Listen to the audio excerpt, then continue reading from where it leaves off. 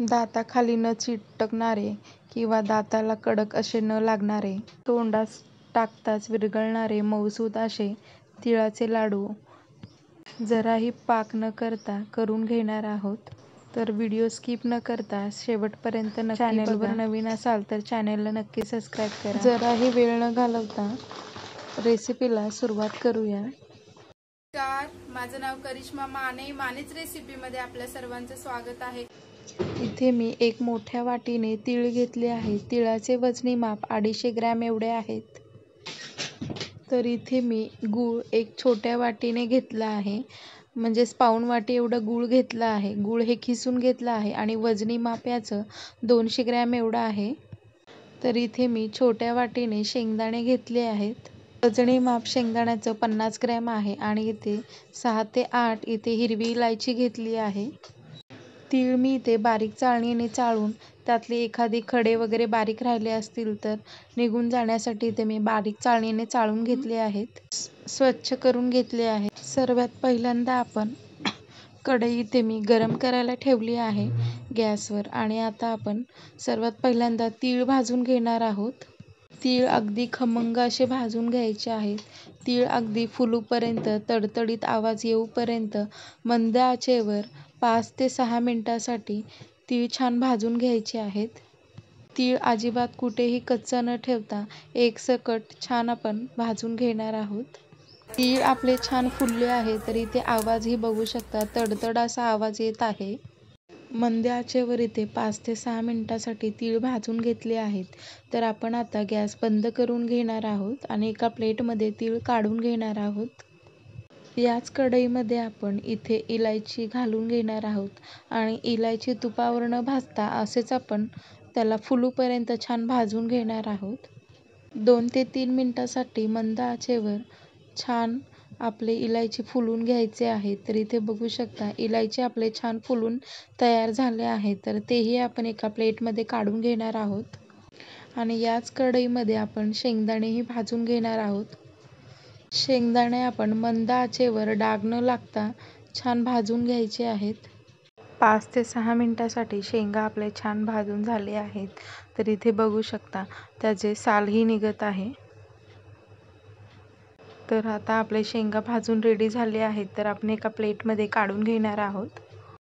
तर इथे आपले तीळ आहेत ना, ते थोडेसे गरम आहेत म्हणून यामध्ये मी गूळ घालून घेत आहे. गूळ तिळामध्ये घालून त्याला छान कुस्करून घ्यायचं आहे.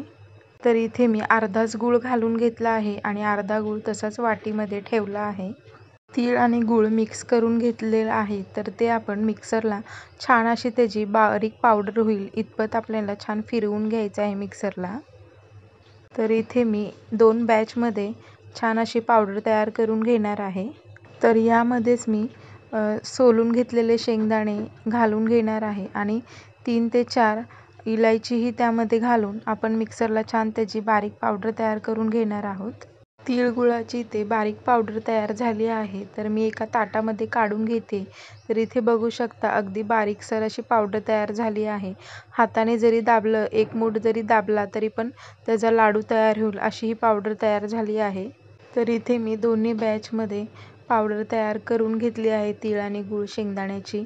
तर इथे आपण थोडेसे शेंगदाणे शिल्लक ठेवले होते, त्याचे मी शेंगदाणे हाताने थोडेसे क्रश करून घालते, कारण की लाडू खाताना शेंगदाण्याचा दाताखाली आल्यानंतर त्याची चव खूप छान येते. तर इथे आपले शेंगदाणे आणि तीळ छान एकत्र करून घ्यायचे आहेत. तर इथे इलायची साल न काढता आपण इलायची वापरल्यामुळे त्याचा सुगंधही फार छान येत आहे. तर इथे मी 1 चमचाभर या तयार करून घेतलेल्या पावडरमध्ये 1 चमचाभर पाणी घालून घेत आहे. पाणी घातलं तरीही आपले लाडू काही खराब होत नाहीत. तर इथे आपण हे सर्व जिन्नस छान मिक्स करून एकत्र करून घ्यायचं आहे, जेणेकरून एक गोळा तयार होईल असे मिक्स करून घ्यायचं आहे. जर तुम्हाला पाणी घालून जर घ्यायचं नसेल तर तुम्ही हे सारण परत एकदा मिक्सरला फिरवून घेऊ शकता. तिळगुळाचं सारण अगदी मऊसूद असं मिक्स झालं आहे. तर इथे बघू शकता अगदी नरम असं झालं आहे. आता सहजपणे आपण लाडू वळू शकतो. तर इथे बघू शकता मी एकाच हाताने लाडू वळत आहे आणि अगदी सहजपणे लाडू वळला जातोय. तर इथे जास्त मोठेही नाही, जास्त लहानही नाही, मध्यम आकाराचे इथे मी लाडू वळून घेत आहे. तर अशाच पद्धतीने आपण सर्व लाडू तयार करून घेणार आहोत. हे लाडू वृद्धांपासून ते लहान मुलांपर्यंत अगदी सहज खातील असे एवढे मऊसूद लाडू होतात. इथे मी सर्व लाडू तयार करून घेतले आहेत. तर इथे बघू शकता मीडियम आकाराचे लाडू तयार झाले आहेत. तर इथे आपण एक रिकामी प्लेट घेणार आहोत. त्यामध्ये थोडेसे भाजलेले तीळ मी शिल्लक ठेवले होते. तेच तीळ आपण लाडवाला लावून घेणार आहोत. सर्व बाजूने त्याला छान कोटिंग करून घ्यायचं आहे. अशाच पद्धतीने सर्व लाडवांना आपण वरून तीळ लावून छान असे कोटिंग करून घेणार आहोत. तर इथे कमी मेहनत करून किंवा गुळाचा पाक न करता अगदी मऊसूद आणि दाणेदार लाडू इथे आपले रेडी झाले आहेत. इथे बघू शकता असे वाटत आहेत की पाकातलेच लाडू झाल्यासारखे दिसत आहेत. पण लाडू जराही हाताला चटका न बसता अगदी झटपट होणारे तिळगुळाचे लाडू रेडी झाले आहेत. दिसायलाही खूप सुंदर असे दिसत आहेत. तर इथे बघू शकता अगदी मऊसूद असे लाडू तयार झाले आहेत. पटकन मोडला गेला तरी तो लगेचच जोडला जातो आणि लाडू इथे बघा लगेचच वळला जातोय. लाडू झाल्यानंतर अर्धा तास बाहेर ठेवून द्यायचे आहेत, जेणेकरून लाडू कोरडे होतील. लाडू थोडेसे कोरडे झाले की मग हवाबंद डब्यामध्ये ठेवू शकता. हे लाडवामध्ये आपण पाणी घातल्यामुळे ते अजिबात खराब होत नाहीत. साधारण 15 ते 20 दिवस असे लाडू टिकतात. जर तुम्हाला 1.5 ते 2 महिने जर हे लाडू टिकवायचे असतील तर तुम्ही फ्रीजमध्ये ठेवू शकता. फ्रीजमध्येही 1 ते 1.5 महिने छान असेच ताजे लाडू राहतात. तिळगुळाच्या लाडवांची रेसिपी कशी वाटली कमेंट करून नक्की सांगा. व्हिडिओ जर आवडल्यास व्हिडिओला लाईक, शेअर आणि चॅनलला सबस्क्राईब करा. कोणताही पाक न करता किंवा टाळ्याला किंवा दाताला न चिटकता तर इथे आपण झटपट होणारी 15 मिनिटांमध्ये तिळाची तोंडात टाकताच विरघळणारी मऊसूद अशी तिळाची वडी करून घेणार आहोत. चॅनलवर नवीन असाल तर चॅनलला नक्की सबस्क्राईब करा. व्हिडिओ शेवटपर्यंत नक्की पहा. इथे मी एक मोठ्या वाटीने तीळ घेतले आहे. तिळाचे वजनी माप 250 ग्रॅम एवढे आहेत. तर इथे मी गूळ एक छोट्या वाटीने घेतला आहे, म्हणजेच पाऊण वाटी एवढं गूळ घेतलं आहे. गूळ हे खिसून घेतलं आहे आणि वजनी माप याचं 200 ग्रॅम एवढं आहे. तर इथे मी छोट्या वाटीने शेंगदाणे घेतले आहेत. वजनी माप शेंगदाण्याचं 50 ग्रॅम आहे आणि इथे 6 ते 8 इथे हिरवी इलायची घेतली आहे. तीळ मी इथे बारीक चाळणीने चाळून त्यातले एखादी खडे वगैरे बारीक राहिले असतील तर निघून जाण्यासाठी इथे मी बारीक चाळणीने चाळून घेतले आहेत. स्वच्छ करून घेतले आहे. सर्वात पहिल्यांदा आपण कढई इथे मी गरम करायला ठेवली आहे गॅसवर आणि आता आपण सर्वात पहिल्यांदा तीळ भाजून घेणार आहोत. तीळ अगदी खमंग असे भाजून घ्यायचे आहेत. तीळ अगदी फुलूपर्यंत तडतडीत आवाज येऊपर्यंत मंद आचेवर 5 ते 6 मिनिटांसाठी तीळ छान भाजून घ्यायचे आहेत. तीळ अजिबात कुठेही कच्चा न ठेवता एकसकट छान आपण भाजून घेणार आहोत. तीळ आपले छान फुलले आहे तर इथे आवाजही बघू शकता, तडतड असा आवाज येत आहे. मंद आचेवर इथे 5 ते 6 मिनिटांसाठी तीळ भाजून घेतले आहेत. तर आपण आता गॅस बंद करून घेणार आहोत आणि एका प्लेटमध्ये तीळ काढून घेणार आहोत. याच कढईमध्ये आपण इथे इलायची घालून घेणार आहोत आणि इलायची तुपावर न भाजता असेच आपण त्याला फुलूपर्यंत छान भाजून घेणार आहोत. 2 ते 3 मिनिटांसाठी मंद आचेवर छान आपले इलायची फुलून घ्यायचे आहे. तर इथे बघू शकता इलायची आपले छान फुलून तयार झाले आहे. तर तेही आपण एका प्लेटमध्ये काढून घेणार आहोत आणि याच कढईमध्ये आपण शेंगदाणेही भाजून घेणार आहोत. शेंगदाणे आपण मंद आचेवर डाग न लागता छान भाजून घ्यायचे आहेत. 5 ते 6 मिनिटांसाठी शेंगा आपले छान भाजून झाले आहेत. तर इथे बघू शकता त्याचे सालही निघत आहे. तर आता आपले शेंगा भाजून रेडी झाले आहेत. तर आपण एका प्लेटमध्ये काढून घेणार आहोत. तर इथे आपले तीळ आहेत ना ते थोडेसे गरम आहेत, म्हणून यामध्ये मी गूळ घालून घेत आहे. गूळ तिळामध्ये घालून त्याला छान कुस्करून घ्यायचं आहे. तर इथे मी अर्धाच गूळ घालून घेतला आहे आणि अर्धा गूळ तसाच वाटीमध्ये ठेवला आहे. तीळ आणि गूळ मिक्स करून घेतलेलं आहे, तर ते आपण मिक्सरला छान अशी त्याची बारीक पावडर होईल इतपत आपल्याला छान फिरवून घ्यायचं आहे मिक्सरला. तर इथे मी 2 बॅचमध्ये छान अशी पावडर तयार करून घेणार आहे. तर यामध्येच मी सोलून घेतलेले शेंगदाणे घालून घेणार आहे आणि 3 ते 4 इलायचीही त्यामध्ये घालून आपण मिक्सरला छान त्याची बारीक पावडर तयार करून घेणार आहोत. तीळ गुळाची ते बारीक पावडर तयार झाली आहे, तर मी एका ताटामध्ये काढून घेते. तर इथे बघू शकता अगदी बारीकसर अशी पावडर तयार झाली आहे. हाताने जरी दाबलं, एक मूठ जरी दाबला तरी पण त्याचा लाडू तयार होईल अशी ही पावडर तयार झाली आहे.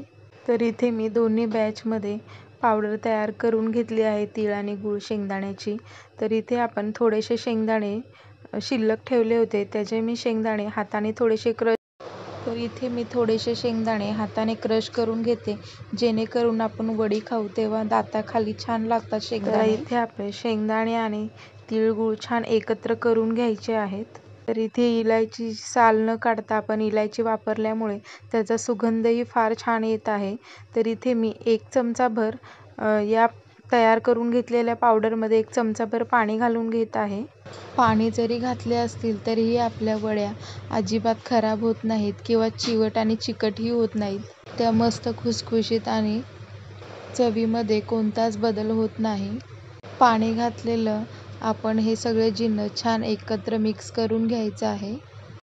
तीळ आणि गुळाचं सारण छान अगदी मऊसूद आणि एकजीव झाला आहे, तर इथे बघू शकता. तर याचीच आपण आता वडी तयार करून घेणार आहोत. तर इथे मी गोल झाकणाचा डब्याचं झाकण घेतलं आहे आणि त्यावर सर्व बाजूने तूप लावून घेतलं आहे. तूप इथे 1 चमचाभर तूप लावून सर्व कड्यांनी छान लावून घेतलं आहे आणि ते तयार केलेलं आपण जे सारण तयार करून घेतलं ओलं असं, ते आपण छान या डब्यावर घालून सर्व बाजूने छान पसरवून घेणार आहोत. हाताने पसरून घेण्यास जड जात असेल तर एक पसरट अशी खाली वाटी घ्यायची आहे आणि वाटीच्या साहाय्याने त्याला छान असं दाबून दाबून प्रेस करून सर्व बाजूने सर्व काटांना किंवा मध्ये असे छान हाताने प्रेस करून वाटीच्या साहाय्याने छान प्रेस करून दाबून घेऊन छान त्याला गोलाकार असा द्यायचा आहे. आणि इथे आपली तिळगुळाची वडी छान थापून रेडी झाली आहे. तर इथे बघू शकता मी कशा पद्धतीने थापून घेत आहे. तयार करून घेतलेल्या वडीच्या सारणावर आपण इथे सुकलेलं खोबरं घालून घेणार आहोत. इथे मी खोबरं अर्धी वाटी किसून घेतलं होतं आणि ते सर्व बाजूने आपण छान असं पसरवून घेणार आहोत. दिसायलाही आपलं तिळवड्या सुंदर दिसतात, त्यासाठी इथे मी खोबरं लावून घेतलं आहे. खोबरंही आपण छान प्रेस करून घेणार आहोत वाटीच्या साहाय्याने, त्याला छान चिटकवून घ्यायचं आहे. तर इथे सर्व बाजूने आपले खोबरं छान लावून तयार झालं आहे. तर इथे बघू शकता किती सुंदर असं दिसत आहे. आता इथे आपण सर्व वड्यांचे काप करून घेणार आहोत. तर इथे बघू शकता अगदी सहजपणे चाकू आतपर्यंत जातोय आणि आपल्या वड्याही आता मी एक वडी तुम्हाला काढून दाखवते. तर इथे बघू शकता वडी पटकन बाहेर आली आहे आणि दिसायलाही फार सुंदर अशी दिसत आहे. एक वडी मी तुम्हाला तोडूनही दाखवते. वडीचा आकार एकदम असा शेपमध्ये आला आहे आणि जाडीलाही वडी अर्ध्या इंचा एवढी झाली आहे. वडीचा दुसरा भागही मी तुम्हाला काढून दाखवते. अगदी पटकन असा निघत आहे. वडी ही आपली अजिबात खराब होत नाही. वडी अशीच 15 ते 20 दिवस टिकून राहते. जरी पाणी जरी घातलं तरी पण वड्यांना खवंट असा वगैरे वास येत नाही. वड्या अगदी चांगले राहतात. तर इथे मी वड्यांची प्लेटिंग करून घेतली आहे आणि इथे मी एक वडी तुम्हाला तोडून दाखवते. इथे बघू शकता अगदी मऊसूद अशी वडी झाली आहे. लगेचाने पटकन तोडली जाते. तोंडात टाकताच विरघळणारी वडी झाली आहे. तर इथे बघू शकता किती खुसखुशीत ही अशी दिसत आहे. अगदी झटपट होणारी तीळ गुळाची वडी. तुम्ही ही रेसिपी घरी तुमच्या नक्की ट्राय करा. व्हिडिओ आवडल्यास व्हिडिओला लाईक, शेअर. गुळाची पोळी कधी खिसणीने खिसून केली आहे का तुम्ही? नवं शिकणाऱ्यांसाठी खूप सोपी आणि पद्धतीने खूप साऱ्या ट्रिकसह इथे मी तिळगुळाची पोळी दाखवणार आहे. एकदम पातळ अशी ही पोळी साधारण 15 ते 20 दिवस टिकते. चला तर मग वेळ न घालवता रेसिपीला सुरुवात करूया. भरपूर सरळ टिप्ससह व्हिडिओ शेवटपर्यंत नक्की बघा. तिळगुळाच्या पोळीसाठी इथे आपण साहित्य बघणार आहोत. साहित्यामध्ये इथे मी 200 ग्रॅम गूळ घेतला आहे. गूळ हे फोडून घेतला आहे. 50 ग्रॅम खोबरं घेतलं आहे. 1 वाटी खोबऱ्याचे प्रमाण आहे. 1 वाटी इथे मी बेसन पीठ घेतलं आहे. इथे मी तीळ 1 वाटी घेतले आहेत आणि इथे गव्हाचं कणिक घेतलं आहे. गव्हाचं कणिक 250 ग्रॅम घेतलं आहे. 4 चमचे इथे मैदा घेतले आहेत आणि इथे तूप घेतलं आहे. गॅसवर इथे मी कढई गरम होण्यासाठी ठेवली आहे. सुरुवातीला आपण तीळ भाजून घेणार आहोत. गॅस आपला मध्य आचेवर ठेवून तीळ आपले छान खरपूस भाजून घ्यायचे आहेत. तीळ फुलूपर्यंत, तडतड असा आवाज येऊपर्यंत छान भाजून घ्यायचे आहेत. तीळ भाजण्यासाठी साधारण 5 ते 6 मिनिटं लागतात.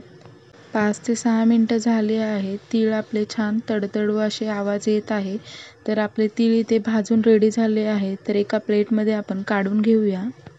याच कढईमध्ये आपण खिसून घेतलेलं खोबरं भाजून घेणार आहोत. खोबरं भाजत असताना गॅस आपला पूर्ण लो असा ठेवायचा आहे आणि त्यानंतर खोबरं भाजून घ्यायचं आहे. खोबरं अगदी करपवायचं नाही आहे. लालसर रंगाला येऊपर्यंत, खोबरं कुरकुरीत होईपर्यंत भाजून घ्यायचं आहे. खोबरं भाजायला इथे 2 ते 3 मिनिटं लागली आहेत आणि आपले खोबरं छान भाजून झालं आहे. तर आपण एका प्लेटमध्ये काढून घेऊया. इथे रंगही बघू शकता, ब्राऊन रंग आला आहे खोबऱ्याला. तर इथे आपली कढई गरम आहे. तर आपण यामध्ये सुरुवातीला बेसनचं पीठ घालून घेणार आहोत. बेसनचं पीठ 2 ते 3 मिनिटासाठी अगदी छान असं भाजून घ्यायचे आहेत. बेसनच्या गुठळ्या आहेत त्या आपण चमच्याच्या साहाय्याने फोडून त्यात छान सुरुवातीला बेसन भाजून घेणार आहोत. बेसनचं पीठ अगदी थोडंसं गरम झाल्यानंतर आपण त्यामध्ये तूप घालून घेणार आहोत. तर इथे बघू शकता बेसनच्या गुठळ्या अगदी कमी झाल्या आहेत आणि थोडंसं बेसनचा खरपूस असा वासही येत आहे. तर यामध्ये आपण जेवढं लागेल तेवढंच तूप घालून घेणार आहोत. साधारण इथे मी 2 चमचे तूप घालून घेतले आहेत. तुपामध्ये बेसन पीठ अगदी खमंग असं भाजून घ्यायचं आहे. बेसन पिठामुळेच तिळगुळाच्या पोळीला खूप खमंग अशी चव येते. बेसन पीठ भाजत असताना गॅस पूर्ण असा लो ठेवायचा आहे आणि एकसकट आपल्याला तूप मिक्स करून यामध्ये छान असं भाजून घ्यायचं आहे. बेसन पिठामध्ये तूप मिक्स व्हायला साधारण 4 ते 5 मिनिटं लागतात. तर इथे बघू शकता साधारण 4 ते 5 मिनिटांनी बेसनने तूप सोडलं आहे. बेसन पीठ भाजूपर्यंत इथे मला 7 ते 8 मिनिटं झाली आहे. तर इथे बघू शकता बेसन अगदी छान फुललं आहे आणि त्याचा रंगही बदलला आहे. तर इथे आपला गॅस आपण बंद करून घेणार आहोत. तर इथे आपण बेसन पीठ एका प्लेटमध्ये काढून घेतलं आहे आणि आता ही थोडीशी कढई गरम असल्यामुळे मी यातच गूळ आहे ते फोडून घेतलेलं घालून घेते. म्हणजे गरम हीटच्या साहाय्याने जे काही गुळाचे खडे जाड असतील ते थोडेसे वितळायला लवकर मदत होते. तर आपण इथे गुळाचा अजिबात पाक तयार न करता तिळगुळाच्या पोळ्या करून घेणार आहोत. तर गुळाला छान मिक्स करून घ्यायचं आहे म्हणजे जेणेकरून बेसनचं राहिलेलं पीठही गुळाला छान लागेल. भाजून घेतलेले तीळ आणि खोबरे आपण मिक्सरला फिरवून त्याची छान अशी बारीक पावडर तयार करून घेणार आहोत. तर इथे आपली बारीक पावडर तयार झाली आहे. तर आपण एका भांड्यामध्ये काढून घेणार आहोत. इथे मी परातीत काढून घेत आहे. तर इथे बघू शकता अगदी बारीक अशी पावडर तयार झाली आहे. तर आपण याच मिक्सरच्या भांड्यामध्ये गरम कढईमध्ये वितळत ठेवलेलं जे गूळ होतं ते थोडंसं हलकंसं मेल्ट झालं आहे. तर आपण हे गूळ मी 2 बॅचमध्ये मिक्सरला बारीक असं वाटून घेणार आहे. तर इथे आता आपण मिक्सरला बारीक वाटून घेतलेला गूळ मी तुम्हाला दाखवते. अगदी मऊसूद असा गूळ झाला आहे. जसं पुरण कसं असतं त्याप्रमाणेच इथे गूळ आपला रेडी झाला आहे. तर आपण मिक्सरला फिरवून घेतलेलं गूळ आपण तीळ आणि खोबऱ्याच्या सारणामध्ये घालून घेणार आहोत. पुन्हा एकदा गूळ अशाच पद्धतीने बारीक असं मिक्सरला वाटून घेणार आहोत. तर इथे गूळ आपलं वाटून सगळं रेडी झालं आहे. तर आपण यामध्ये भाजून घेतलेलं बेसन तुपामध्ये घालून घेणार आहोत. आणि हे तूप आणि गूळ, तीळ जे आपण सगळं सारण रेडी केलं होतं ते छान एकजीव करून घ्यायचं आहे. चमच्याने किंवा हाताने हे सगळं सारण छान असं एकजीव करून घ्यायचं आहे. इथे आपलं तिळगुळाचं सारण रेडी झालं आहे. अगदी मऊसूद असं सारण तयार झालं आहे. आता आपण गव्हाची कणिक मळून घेणार आहोत. इथे मी गव्हाच्या कणकेमधले साधारण 3 ते 4 चमचे एवढे कणिक बाजूला ठेवली आहे आणि ते गव्हाची कणिक घालून घेतली आहे. यामध्येच आपण मैदा घालून घेणार आहोत. पिठामध्ये आपण इथे चवीनुसार मीठ घालून घेणार आहोत.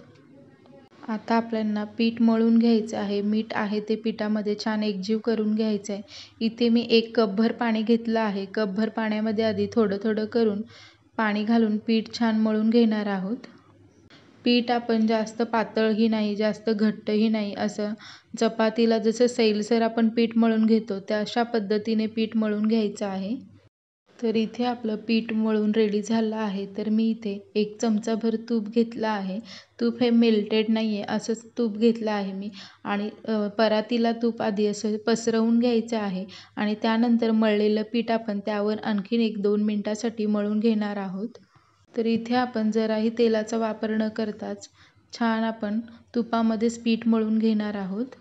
10 ते 15 मिनिटासाठी पीठ सेट होण्यासाठी ठेवून देणार आहोत. तर इथे आपले 10 ते 15 मिनिटं झाले आहेत. पीठ आपलं छान सेट झालं आहे. अगदी मऊसूद असंही झालं आहे. पुन्हा एकदा आपण पोलपाटाला अर्धा चमचा तूप लावून पीठ परत एकदा छान मळून घ्यायचं आहे. तर इथे आपलं मऊसूद असं पीठ रेडी झालं आहे. तर आपण इथे लिंबाच्या आकाराचा एवढा गोळा तयार करून घेणार आहोत. इथे मी लिंबाच्या आकारा एवढाच गोळा घेतला आहे आणि त्याच गोळ्याच्या प्रमाणेच इथे आपण हा गोळा आधी जसं पुरणाला आपण चपटा असा पुरण भरण्यासाठी जो रोल तयार करून घेतो तशाच पद्धतीने इथे आपण रोल तयार करून घ्यायचा आहे. आणि आपलं जे गुळाचं सारण आहे जसं लिंबाच्या आकाराचा गोळा होता तेवढ्याच प्रमाणाचा हा इथे गुळाच्या सारणाचाही गोळा आपण घेणार आहोत. तर इथे बघू शकता मी अशा पद्धतीने हा गोळा दाबून दाबून हे गोल तयार करून घेत आहे आणि आपण जसं पुरण भरतो तशाच प्रमाणे इथे हा तिळगुळाचं पुरण आपण छान भरून घेणार आहोत. आणि तर इथे सारण आपलं भरून झालं आहे. तर पोळी लाटायला सुरुवात करणार आहोत. इथे मी गव्हाच्या कोरड्या कणकेमध्ये पुरण भरून तयार केलेला गोळा घालून घेणार आहे. सुरुवातीला पोळी हलक्या हाताने लाटून घ्यायची आहे जेणेकरून पोळीला क्रॅक किंवा कडा पडणार नाही. अशा पद्धतीने आपण हळूहळूपणे लाटून घ्यायचं आहे. तर खाली चिकटण्याची शक्यता असेल तर कोरडं पीठ घेऊन आपण पुन्हा एकदा पोळी लाटण्यास सुरुवात करायची आहे. तुम्ही तुमच्या आवडीप्रमाणे मध्यम किंवा मोठीही अशी ठेवू शकता. तर इथे मी मीडियम साईजची पोळी लाटून घेत आहे. तर इथे आपली पोळी लाटून रेडी झाली आहे. तर आपण पोळीला तव्यावर शेकून घेणार आहोत. सर्वात पहिली पोळी आपण तव्यावर घालून घेणार आहोत. गुळाची पोळी करताना अगदी पेशन्स ठेवून पोळी करावं लागते. तवा आपला जास्त गरमही नाही आणि जास्त गारही नाही, अशा पद्धतीने आपल्याला तवा ठेवून गॅस आपला लो टू मीडियम हीटवर ठेवून अगदी कमी हीट किंवा जास्त हीट असेल तर गूळ लवकर वितळलं जातं आणि पोळी आपली पटकन करपली जाते. म्हणून गुळाची पोळी करून घेत असताना गॅस आपला लो टू मीडियम हीटवर ठेवूनच पोळी भाजून घ्यायची आहे. तर इथे बघू शकता मी गॅस लो टू मीडियम हीटवर ठेवला आहे. पोळी घालून 3 मिनिटं झाली आहेत आणि इथे बघू शकता अगदी हलके हलकेसे बबल येत आहेत गुळांचे. तर वरून पोळी जरा फुगलेली दिसली तर समजून जायचं की आपली पोळी खालून थोडी छान शेकली गेली आहे. तर इथे बघू शकता खालचा भाग छान शेकला आहे. तर आपण पोळी उलटवून घेणार आहोत. गॅस आपला लो टू मीडियम हीटवरच ठेवून पोळी छान शेकून घेणार आहोत. तर इथे बघू शकता आपली पोळी छान फुगत आली आहे. एखादा जर बारीक गुळाचा कण राहिला असेल तर अशा पद्धतीचे गुळाचे बुडबुडे तयार होतात. तर पोळी आपण दोन्ही बाजूने खरपूस भाजून घेणार आहोत. थोडंसं अगदी उलटून उचलून बघायचं आहे पोळी आपली छान शेकली आहे का खालची बाजू, मग पलटवून घ्यायची आहे।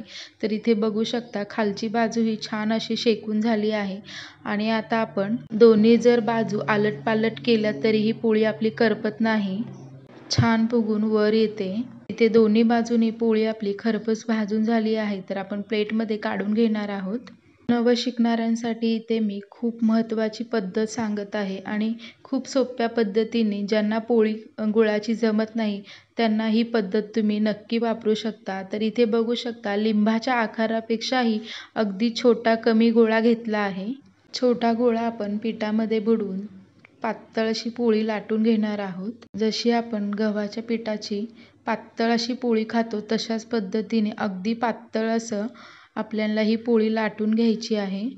तर इथे बघू शकता इथे पहिली पोळी लाटून झाली आहे, अगदी पातळ अशी लाटली आहे पोळी मी। तर मी इथे दुसऱ्या कणकेचीही अगदी पातळ अशी पोळी लाटून घेतली आहे। तिळगुळाचं जे सारणाचं पुरण आहे तर आपण ह्या किसणीच्या साहाय्याने त्याला छान असं किसून घेणार आहोत। सगळ्या बाजूने हे सारण सगळीकडून पसरवून किसून घ्यायचं आहे। ज्यांना गुळाची पोळी जमत नसेल त्यांनी अशा पद्धतीची ट्रिक नक्की वापरू शकता। तर इथे आपलं गुळाचं सर्व सारण पोळीवर घालून झालं आहे। हे गुळाचं सारण आहे ते हाताच्या साहाय्याने सर्व बाजूने पसरून त्याला छान असं दाबून घ्यायचं आहे। सारण आपलं सगळ्या बाजूने पसरून झालं आहे, तर आपण तयार करून घेतलेली दुसरी पोळी त्या पोळीवर ठेवून घेणार आहोत आणि त्यालाही हाताने दाबून असं वरून कोरडं पीठ घालून घ्यायचं आहे। कोरडं पीठ सर्व बाजूने पसरून घेणार आहोत आणि हलक्या हाताने आपण लाटण्याच्या साहाय्याने पोळी परत एकदा लाटून घेणार आहोत, म्हणजे जेणेकरून त्याच्या कडा आहेत एकमेकांना छान चिकटतील। अशा पद्धतीने आपण ही पोळी तयार करून घेणार आहोत। तर इथे बघू शकता अगदी पातळसर पोळी इथे रेडी झाली आहे आणि सारण आपलं सर्व बाजूने गच्च असं भरून तयार झालं आहे। इथे बघू शकता आपली पोळी छान चिटकून रेडी झाली आहे। तर आपण तयार पोळी तव्यावर घालून घेणार आहोत।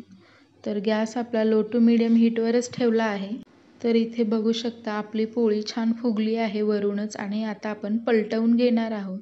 तर इथे बघू शकता आपली पोळी हळूहळू फुगून वर येणार आहे। तर इथे बघू शकता तुम्ही किती सुंदर अशी पोळी फुगत आली आहे। नवं शिकणार आहेत त्यांना ही पोळी पटकन अशी जमेल।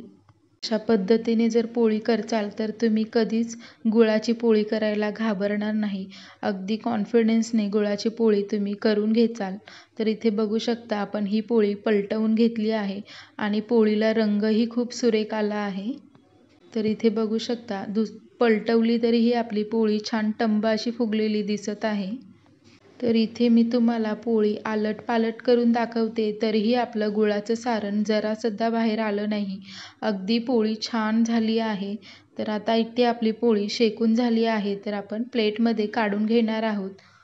वर काढण्याच्या अगोदरच आपण यावर 1 चमचा तूप लावून पोळीला छान सर्व बाजूने तूप लावून घेणार आहोत। चला तर मग इथे मी दोन्ही पद्धतीने पोळ्या तुम्हाला दाखवल्या आहेत, तर इथे प्लेटमध्ये काढून घेत आहे।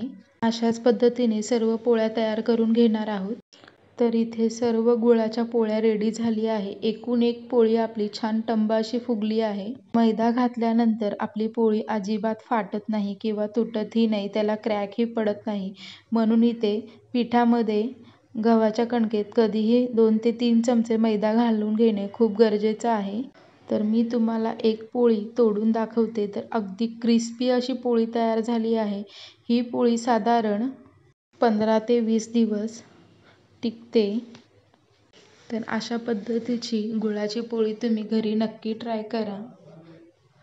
इथे मी 2 पद्धत तुम्हाला दाखवली आहे, तुम्हाला कोणती पद्धत सोपी वाटली आहे कमेंट करून नक्की सांगा। व्हिडिओ आवडल्यास व्हिडिओला लाईक, शेअर आणि चॅनेलला नक्की सबस्क्राईब करा। खुसखुशीत आणि खमंग अशी सोलापुरी पद्धतीची शेंगाची पोळी इथे आज आपण करून घेणार आहोत। साहित्य बघणार आहोत शेंगा पोळीसाठी। इथे मी अर्धा किलो शेंगा घेतले आहेत, मी भाजून त्याची साल काढून घेतली आहे आणि मी भाजताना कढईमध्ये गॅस मंद ठेवून भाजून घेतला आहे। चांगले 20 ते 25 मिनिटं लागलेत मला हे अर्धा किलो शेंगा भाजण्यासाठी।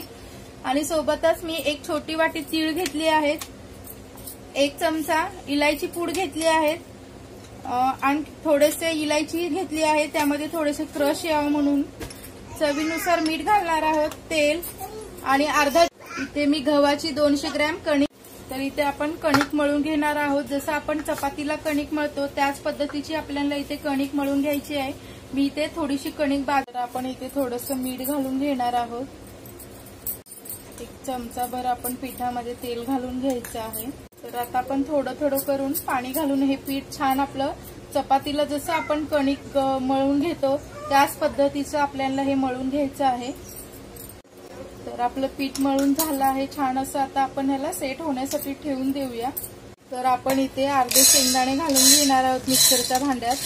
मोठं हे भांडं घेतलं आहे मी मिक्सरचं आणि त्यात आपण हे 5-6 इलायची मी सोलून घेतली आहे तेही घालणार आहे आणि त्यासोबतच मी अर्धा गूळही घालून घेणार आहे. आणि आता हे मिक्सरला फिरवायचं आहे आपल्याला. तर इथे आपलं सगळं मिक्सरमध्ये छान असं वाटून झालं आहे. तर आपल्याला बघा एकजीव करण्याची काही गरज नाही, एवढा छान असा मऊसूद गोळा होतोय. तर इथे बघू शकता तुम्ही. आता मी इथे थोडीशी वेलची पूड घालते आणि थोडेसे भाजून घेतलेले हे तीळ आहेत ते मी घालते आतमध्ये. आता हे आपल्याला सगळं एकजीव करायचं आहे.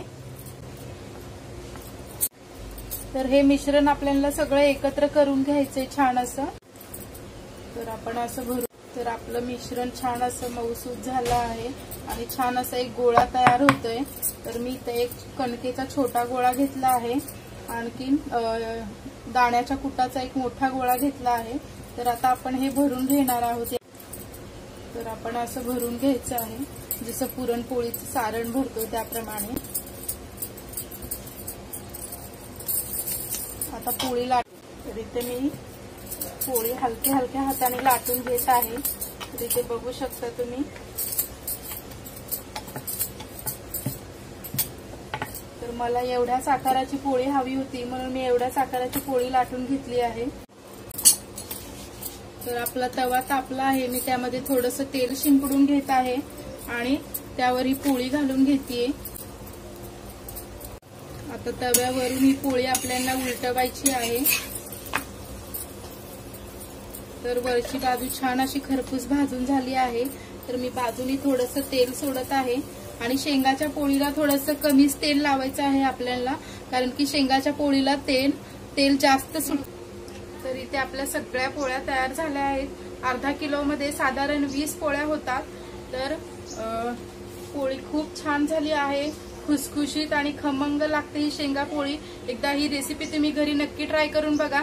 तर आज एकाच व्हिडिओमध्ये आपण 4 पदार्थ इथे बघितले आहेत. तिळगुळाचे लाडू आणि तिळगुळाची वडी, तिळगुळाची इथे पोळी बघितली आहे आणि त्याचबरोबरीने सुप्रसिद्ध सोलापूरची शेंगा पोळी. इथे संक्रांत स्पेशल. व्हिडिओला नक्की सपोर्ट करा आणि चॅनलला सबस्क्राईब करायला विसरू नका. व्हिडिओ आवडल्यास व्हिडिओला लाईक शेअर आणि कमेंट करा.